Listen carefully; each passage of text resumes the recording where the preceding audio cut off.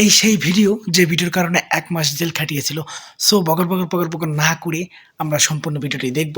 অবশ্যই ভিডিওটা ভালো লাগলে লাইক, কমেন্ট, শেয়ার করবেন। সো আমি যেটা পরে আছি ভেরি বিউটিফুল ওয়ান, এটা হচ্ছে গাউন, একদম ফ্রি সাইজের।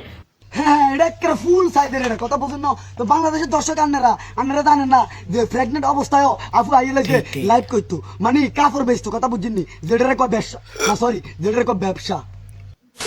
না, কারণ অনেকেই জানে না যে আপু সবের পেজে যে ড্রেসও আছে, সো এই জন্য ক্লিয়ার না, করতে হবে সবাইকে।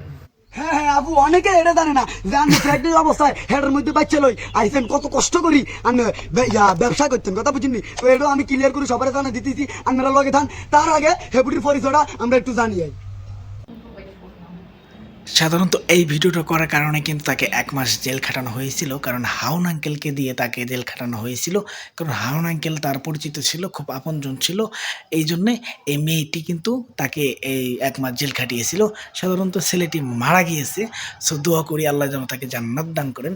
তাকে হুট করে কে জানে কোথা থেকে এসে তার উপর দিয়ে গাড়ি চালিয়ে দিয়েছিল।